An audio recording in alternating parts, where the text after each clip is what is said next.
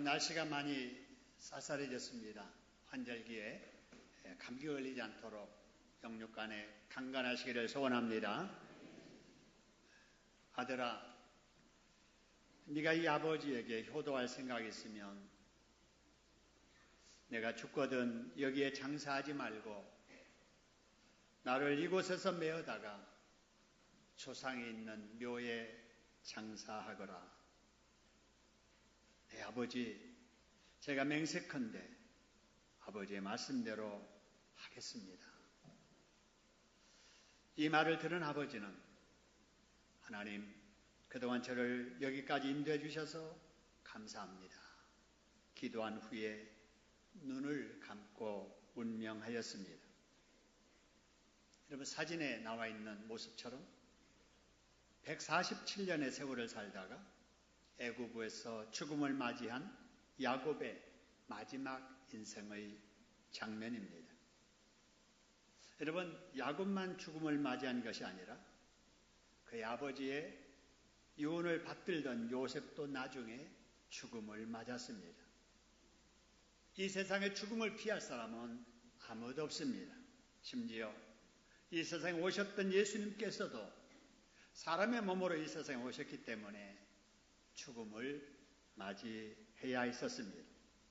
여러분, 사람이 갑자기 사고로 죽으면 몰라도 의식이 있는 중에 죽음을 앞두면 그동안에 함께 하던 사람들에게 마지막 당부의 말을 하게 되지요. 그것을 우리는 뭐라고 그래요? 유언이라 이렇게 말합니다. 여러분, 유언이라고 하는 것은 누가 했던 유언이든지 간에 그 사람의 인생 마지막에 당부라는 점에서 무게가 실리는 중요한 말이지요. 그러면 예수님께서 그동안 함께 지내던 제자들을 떠나시기 전에 어떤 유언의 말씀을 하셨을까요? 오늘은 여러분과 함께 그에 대한 말씀을 같이 나누려고 합니다. 오늘 이 말씀을 통해서도 큰 은혜와 깨달음이 있기를 주님의 이름으로 축원합니다. 오늘도 성령님께서 여러분에게 감동하셔서 말씀을 통해서 각자 필요한 은혜를 주실 줄로 믿습니다. 여러분, 예수님께서 죽음의 길을 이제 가셔야 되는데 그 전에 제자들에게 어떤 유언의 말씀을 하셨는지 오늘 본문의 16절 말씀입니다. 조금 있으면 너희가 나를 보지 못할 것이고 그 다음에 조금 있으면 나를 뭐 하리라고요? 보리라. 여러분, 이 말을 가만히 보면 유언 같기도 하고 유언 같지 않기도 하고 그래요. 조금 있으면 너희가 나를 보지 못할 것이다. 이 말은 유언 같은데 또 조금 있으면 나를 보리라 하는 말씀을 하시기 때문에 그렇습니다. 여러분, 그러긴 해도 예수님께서 자유로운 몸으로 이제 제자들과 마지막 대화하신다는 의미에서 이 말씀이 예수님이 남기신 유언의 말씀 중에 한 부분의 말씀임은 분명합니다.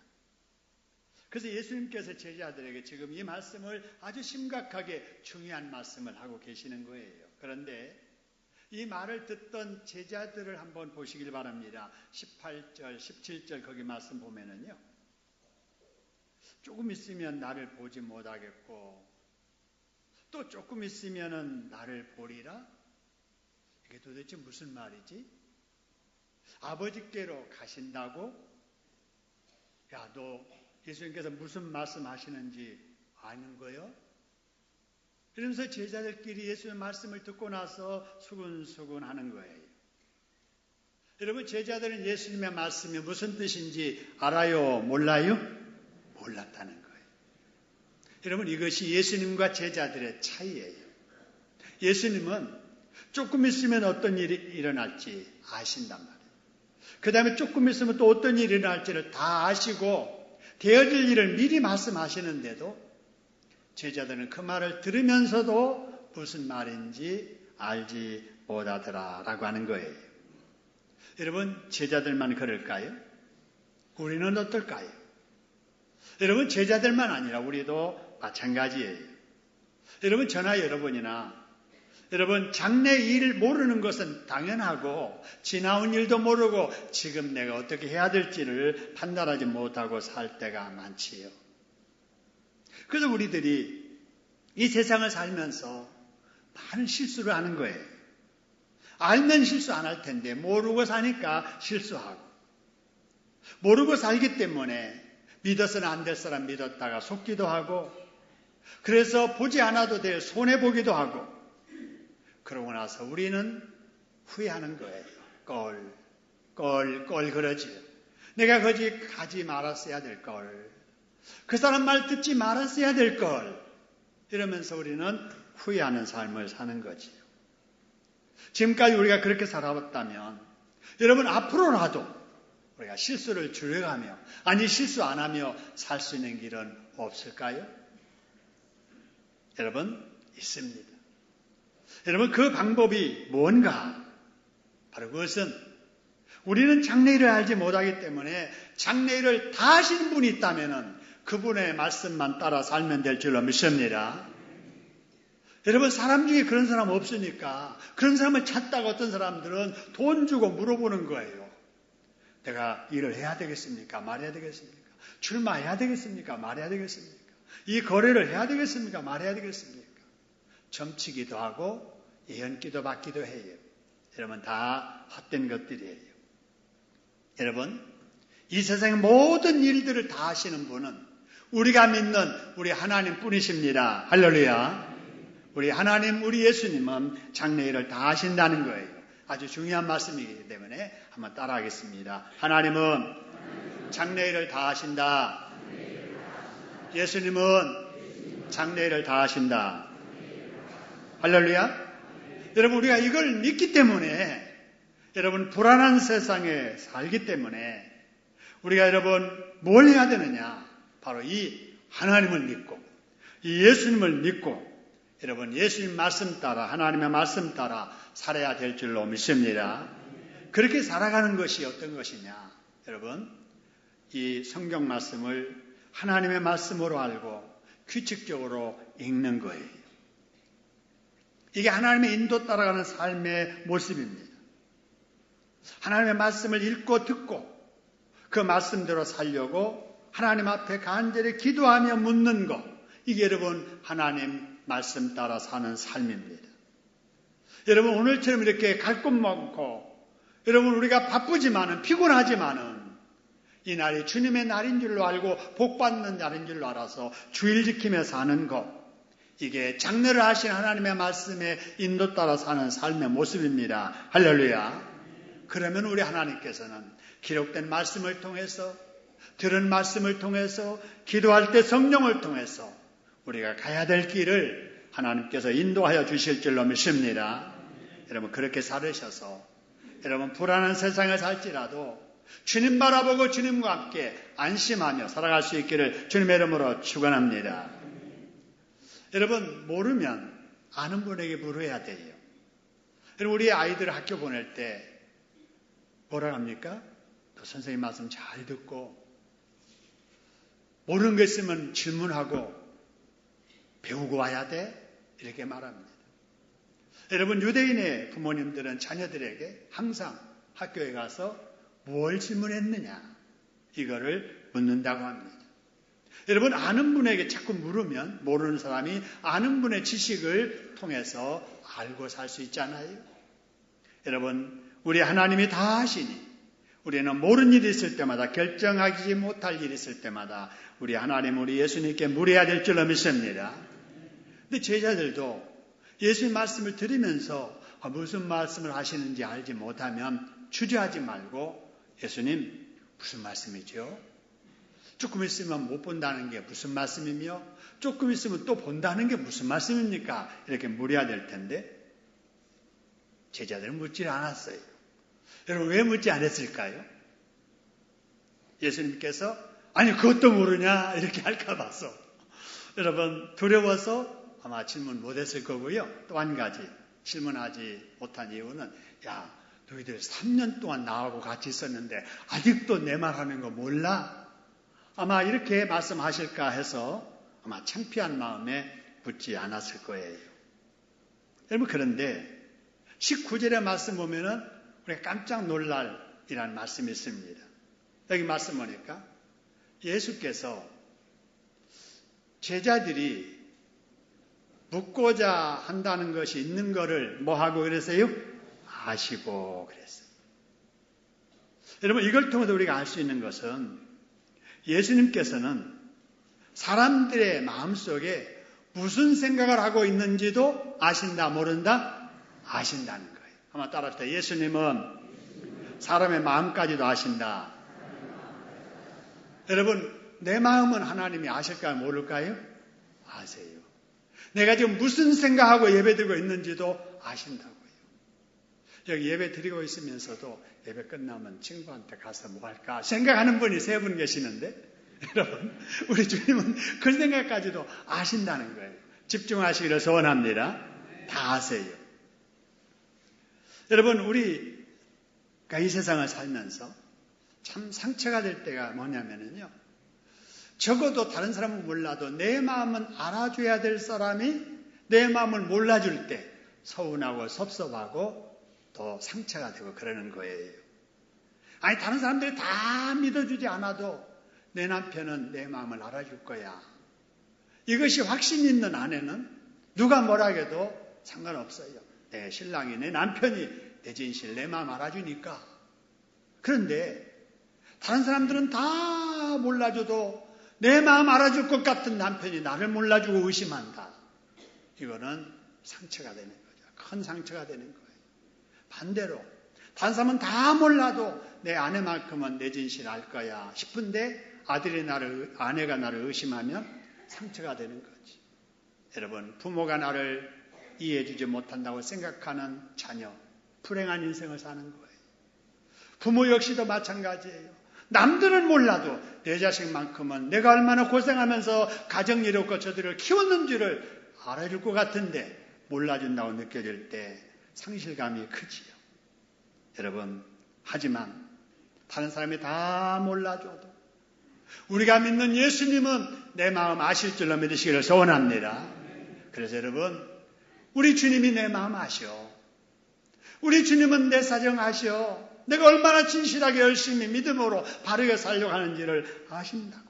여러분, 믿을 때 위로가 되는 거예요. 이런 주님을 바라보면서 위로받으면서 사시기를 주님의 이름으로 축원합니다. 그리고 예수님께서 제자들의 마음을 아시고 그들이 궁금해하는 말씀을 20절에 풀어주십니다. 자, 무슨 말씀을 하시냐면요. 자, 내가 너희를 떠나면 나는 원수들에게 붙들려서 죽임을 당하게 될 것이고, 그러면 너희는 나의 죽임당함을 인하여서 곡하면서 애통해할 것이다. 그러나 내가 그렇게 하는 것이 너희에게 결국은 도리어 뭐가 되리라 그랬어요? 기쁨이 되리라는 거예요. 왜냐하면은 예수님께서 죽임을 당해야 사람들의 죄의 문제가 하나님 앞에 용서받고 예수님이 죽으셔야 부활하게 될 것이고 예수님이 부활하셔야 우리에게 영생의 소망이 있기 때문에 그렇습니다. 여러분, 이걸 통해 우리가 알 수 있는 새로운 사실이 있습니다. 바로 그것은 예수님께서는 자신의 평안을 위해서 사신 것이 아니라 우리를 위해서 사셨다는 것입니다. 할렐루야. 여러분, 세상에 죽임당하는 길을 알면서도 그 길을 가는 사람이 어디가 있겠습니까? 자기의 잘못 때문에 가야 할 길이라도 누구나 그 길을 피하고 싶은 것이 사람이지 않아요. 예수님께서는 사람들에게 죽임을 당할 죄를 짓지 않으셨습니다. 여러분, 이 세상에 예수님이 태어나실 때도 보통 사람들처럼 우리들처럼 여러분 조상적부터 내려오는 유전죄를 타고나지 않으셨어요. 왜냐하면요, 예수님은 성령으로 동정녀 마리아에게 잉태되어 태어나셨기 때문에 유전죄가 없이 태어나신 죄 없으신 예수님. 죄의 본성이 없기 때문에 죄를 충분히 물리치고 살 수 있어서 죄 없이 사셨던 예수님이십니다. 그런데 예수님의 마지막 죽음은 십자가에 처형되어 죽임을 당하셨어요. 여러분, 이 당시의 십자가는요, 사형수들의 형틀입니다. 꿈에라도 십자가 보면은 재수없다고 할 만큼 저주스러운 이 십자가 형틀에 예수님이 죽임당하셨다니까요. 누구 때문에? 예수님 때문이 아니라는 거지. 예수님은 아무 죄도 없었으나 저와 여러분의 죄를 대신 짊어지시고 우리가 당해야 될 저주와 죽음을 대신 당하신 겁니다. 할렐루야. 우리가 예수를 믿는다고 할 때 이걸 믿는 거예요. 예수님이 독생자 하나님이신데 이 땅에 나 때문에 오셔서 내가 당해야 될 모든 저주를 대신 당하셔서 그 대신 나를 살려 하나님의 자녀 삼아주셨다. 할렐루야. 이걸 믿는 게 우리 예수 믿는 기본 신앙입니다. 여러분 이런 믿음의 확실한 여러분의 믿음이 되기를 주님의 이름으로 축원합니다. 여러분 예수님께서 그럼 죄 없으시 예수님께서 이 죽음의 고난을 다 당하셨는데 피할 능력이 없어서 당하셨느냐? 그것도 아니에요. 어떤 사람은 그래요. 예수님 참 불쌍한 사람이야. 왜냐? 참 이 세상에 오셔서 열심히 남을 위해서 박애정신 가지고 살으셨는데 재수없게 한참 일할 나이에 원수들에게 붙들려서 마음에 품고 있던 청운의 그 꿈을 펼쳐보지도 못하고 처형동에 당해서 죽으신 그분 참 불쌍하다. 참 좋으신 분이었는데 여러분 이렇게 말을 하는 사람들이 있습니다. 여러분 그러나 그건 잘못된 거예요. 예수님은 죽은 자도 살리실 만한 능력, 여러분 그런 능력이 있었지만은 여러분 우리를 구원하기 위해서 바로 주님은 그 고난의 길을 마다하지 아니하고 그 길을 가셨던 분이십니다. 할렐루야. 그 은혜로 우리가 지금 이렇게 용서받은 하나님의 자녀로 이 땅에서도 천국을 맛보면서 살고 있는 줄로 믿으시기를 소원합니다. 우리 이런 주님께 늘 감사하며 살아야 될 줄로 믿습니다. 여러분 며칠 전에 인천공항에서 아주 희한한 일이 일어났습니다. 여러분 뉴스를 통해서 여러분 아실 건데요. 중국으로 되돌아가려던 두 여인이 출국하지 못하고 억류되어 있는 일이 벌어졌어요. 이유는 입국할 때의 얼굴과 출국할 때 얼굴이 달라도 너무 달라서 공항 직원들이 몰라본 거예요. 컴퓨터에서도 이 여인들을 분별하지 못했기 때문에 그랬습니다. 여러분 우스운 일이지만 그 사람들만 그러는 게 아니지요. 요즘은 사람들의 실제 모습을 찾아보기가 어렵습니다. 왜 그렇습니까? 대부분의 남자 어른들 염색을 해서 머리를 위장하기 때문에 그렇습니다. 여러분 대부분의 어른 여성들 여러분 화장을 해서 분장하기 때문에 그렇습니다. 이런 여러분 위장과 분장에도 성이 타지 않는 사람들은 그렇게 하지 않아도 충분히 개성 있는 얼굴인데도 성형수술로 변장하기 때문에 그렇습니다. 그래서 천국 뉴스를 들어보니까 요즘 천국 문 앞에도 얼굴을 대조하느라고 대기선에 줄이 길어지고 있다. 이런 얘기가 있습니다. 여러분 아무리 그래도 여성들의 경우에 진짜 모습을 적나라하게 보일 때가 있습니다. 언제일까요? 아침에 일어날 때일까요? 아니에요. 아침에 일어나도 잘 몰라요.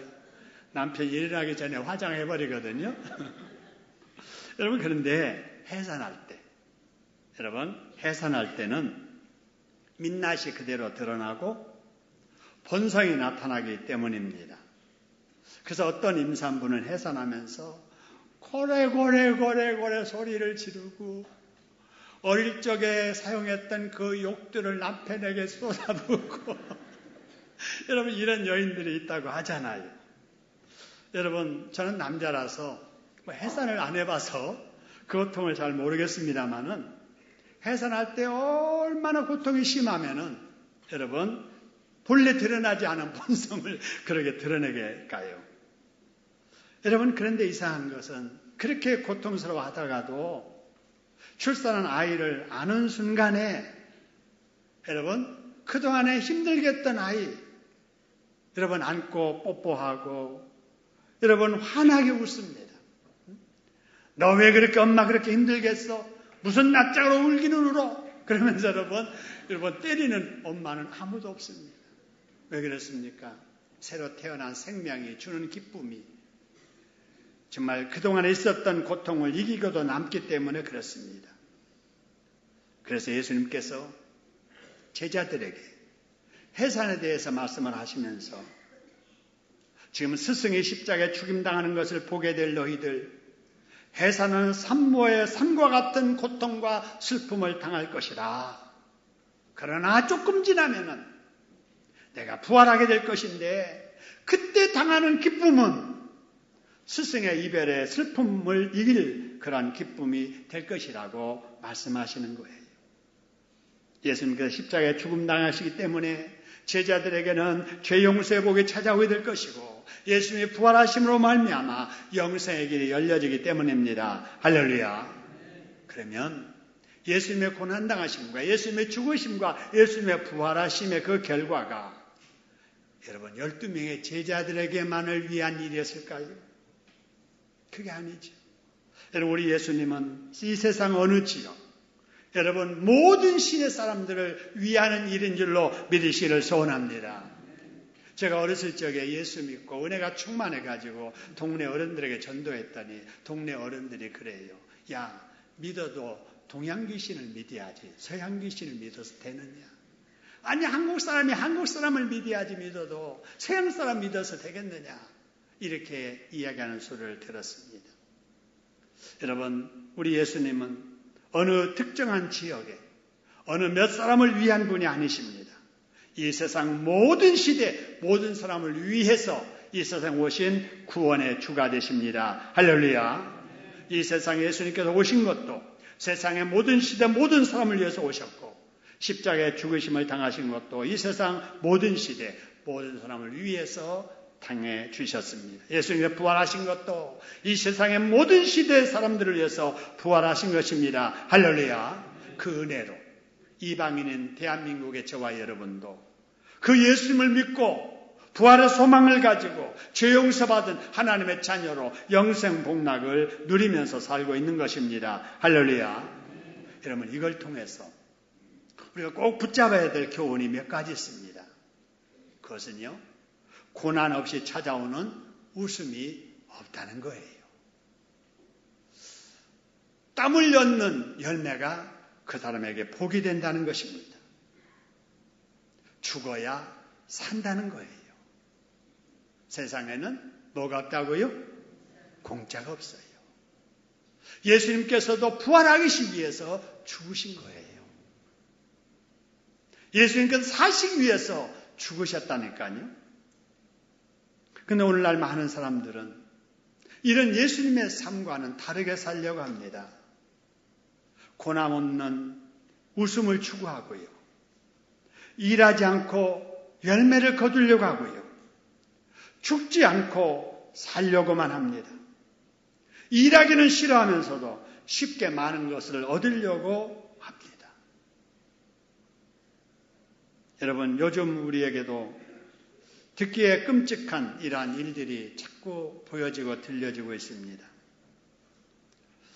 어느 배우가 운전하다가 갑자기 죽은 사고도 있었고요. 저는 그 배우가 어떤 배우인지도 모르는데 언론에서 자꾸 이 얘기를 하는 거 보니까 사람들에게 많이 알려진 배우 같긴 합니다. 근데 운전하다가 갑자기 죽었잖아요. 어느 트럭이 기름을 싣고 가다가 폭발하는 사고가 있었고 또 그 기름통이 굴러가다가 그냥 운전하던 승용차 옆에 문을 이렇게 막아가지고 그 안에서 죽은 여인도 있었습니다.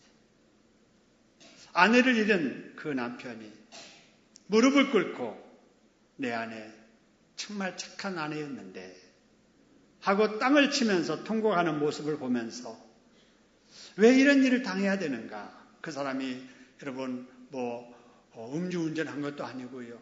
교통법규 위반한 것도 아니고요. 정상적으로 도로 위에서 운전하다가 날벼락을 당한 거예요. 안타까운 일입니다. 용인에서는 세 가족이 연쇄적으로 죽는 사건이 일어났었습니다. 범인을 잡고 보니까 아들이에요. 아들이 어머니를 죽인 거예요. 어머니가 죄가 있는데 그 의붓 아버지를 죽이고 그 사이에서 태어난 이복 동생을 죽인 거예요. 그러고도 그 범인은 행복하게 살겠다고 두 아이와 아내를 데리고 가도 왜 하필이면 뉴질랜드로 갔는지 모르겠어요. 뉴질랜드로 가서 집 얻고 살림새로 장만해가지고 부모 죽이고 그렇게 행복하게 살겠다는 거예요. 여러분 어찌해서 사람이 사람으로서 그런 짓을 할 수가 있을까요? 여러분 우리가 이런 일을 보면서 왜 그런 일이 일어나는가를 알아야 돼요. 그게 뭐냐면요. 일하기는 싫고 남이 누리는 것은 다 누리고 싶은데 가진 것은 없고 그래서 궁리하다가 돈 때문에 부모까지 죽이는 이런 일이 일어나게 된 것입니다. 여러분 사람이 살기 위해서는 예수님처럼 죽어야 하는데 자기 살겠다고 부모를 죽이고 남을 죽이는 이런 일이 일어나게 되는 거예요. 돈 때문에 부모 형제까지 죽이는 이런 인면수심의 일들이 일어나고 있는 거예요. 여러분 인생이 이렇게 살면 안 되잖아요. 근데 왜 많은 사람들이 이런 일을 하느냐? 여러분 영적인 세계를 이해해야 됩니다. 여러분 우리 몸이 이렇게 있잖아요. 근데 이 몸을 움직이는 것은 정신이고요. 이 정신을 지배하는 것이 뭐냐면요. 영의 세계입니다. 성령에 의해서 지배받아서 사는 사람은 성령의 인도 따라 하나님의 뜻대로 살아요. 사람들이 볼 때에도 참 착하다, 진실하다, 겸손하다, 사람답다 이런 말 듣게 살아갑니다. 그런데 우리 사람의 이 영이 마귀에게 지배를 받게 되면은요, 생각을 해도 마귀 생각을 하게 되고, 말을 해도 마귀 말을 하게 되고, 행동을 해도 마귀처럼 행동하면서 살게 되는 거예요. 그래서 예수 믿지 않는, 믿어도 잘못 믿는 사람들의 영에 마귀가 접근해가지고 고난 없이 사는 웃음이 여기 있다. 일하지 않고 열매 거둘 수 있는 길이 여기 있다. 죽지 않고 살 수 있는 길이 여기 있다. 힘든 일 하지 않고도 쉽게 많은 거 가지고 누리며 살 수 있는 행복의 일이 여기 있다고 손짓하는 거예요. 유혹하는 거예요. 여러분 이런 유혹에 빠져가지고 우리에게 생생하게 유혹받은 결과가 어떻다는 것을 보여주는 일들이 TV에 여러 번 나옵니다. 여러분 얼마 전까지만 해도 떵떵거렸던 사람들, 여러분 보송줄에 묶여서 끌려가는 이런 모습들의 그 원인이 어디 있었느냐? 돈으로 유혹하는 마귀의 유혹을 뿌리치지 못했던 사람들의 결과입니다. 여러분 사람이 이 세상에 사는 한 이런 유혹에서 벗어날 수 있는 사람이 아무도 없습니다. 여러분 저도 그런 유혹을 늘 받고 살고 있고요. 여러분들도 삶 속에 그 유혹을 받고 살아오고 계십니다. 자신의 위치에 따라 정도의 차이는 있어도 모든 사람들이 이 유혹을 받고 살아가요. 그러므로 우리가 그런 사람들이 되지 않으려면 마귀의 유혹을 물리치고 세상 방식대로 살지 말고 예수 방식대로 살려고 몸부림쳐야 됩니다. 할렐루야. 한번 따라합시다. 유혹이 올 때마다 세상 방식대로 살지 말고 예수님처럼 살아야 된다. 할렐루야. 여러분 예수님의 방식대로 사는 것은 믿음으로 열심히 땀을 흘리며 정직하고 성실하게 힘쓰고 애쓰는 삶입니다. 할렐루야. 예수를 믿는 믿음 안에서 기도하면서 밤새워서 공부하는 학생이 경쟁하는 입시에서 원하는 길을 갈 수 있는 거예요. 주의를 지키며 이마에 땀이 나도록 발바닥에 땀이 나도록 열심히 경제활동하는 여러분 그 사람에게 하나님께서 열매의 축복을 허락해 주십니다. 할렐루야. 제가 어제 엘리베이터를 타고 올라가는데요. 잠깐만요. 그러면서 옆집에다가 띵동 하고 눌리고 바로 타고 또 같이 올라가는 청년을 보았어요. 택배 배달하는 청년이에요. 대학교 한 1학년, 2학년 정도밖에 안 되는 애띤 청년인데 참 그렇게 부지런히 살더라고요. 그 택배 여러 개를 끌고 다니면서 엘리베이터 눌려서 사람 확인하는 그 시간조차도 아까우니까 띵동하고 눌려놓고 택배요 하고 와서 다시 기다리라고 하고 다시 타고 올라가는 그 청년을 보면서 자, 이렇게 사는 청년 속으로 기도했어요. 하나님께서 축복해 주시라고. 이 삶과 함께 해달라고 기도했습니다.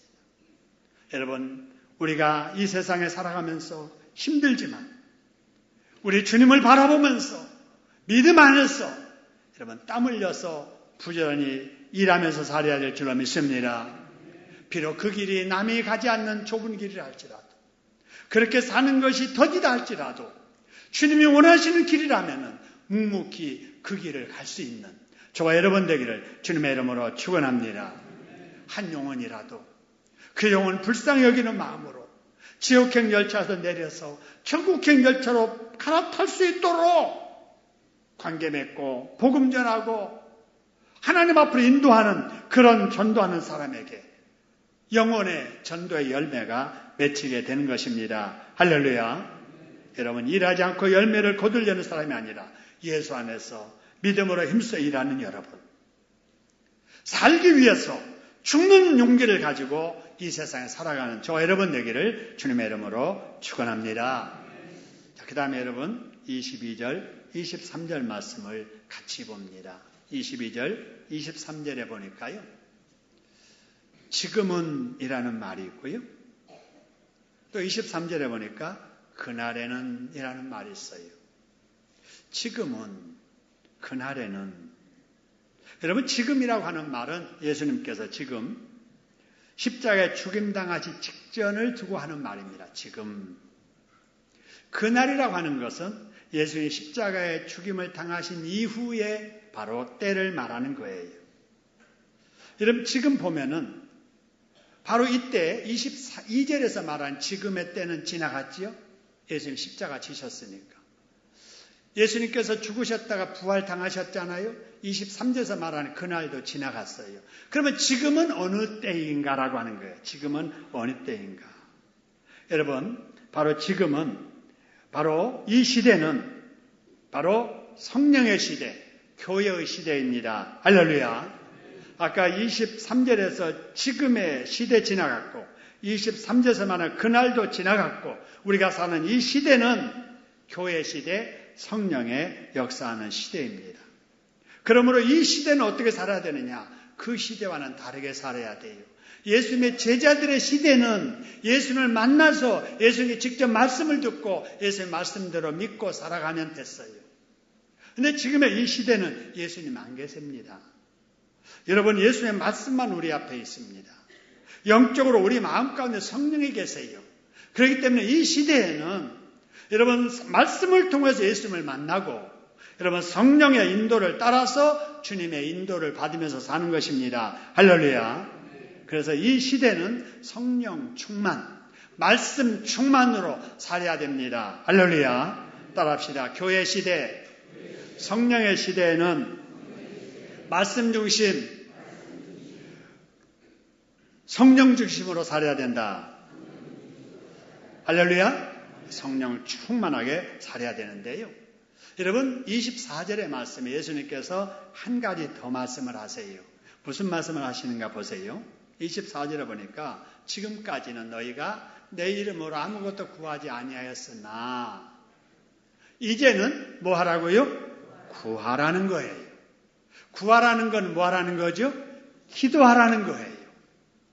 여러분 이 시대에는 예수님의 이름으로 하나님 앞에 기도해야 되는 시대입니다. 할렐루야.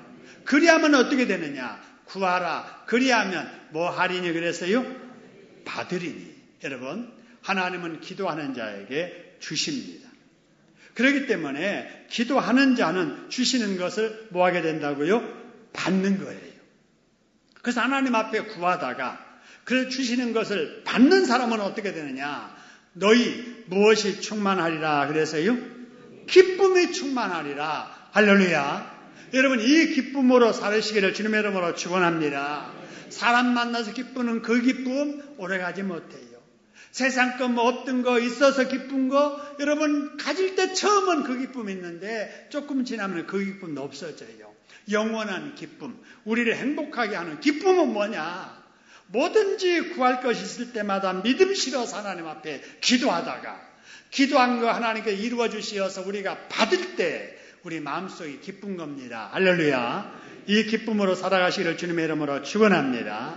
여러분 말씀을 통해서 성령으로 역사하는 시대를 살아가는 성도 여러분 시간 내서 말씀 가까이 하고 믿음으로 하나님 앞에 기도하고 그래서 응답받는 체험으로 여러분 신나게 살아가는 행복한 여러분 되기를 주님의 이름으로 축원합니다. 우리 합심해서 한번 기도하지요.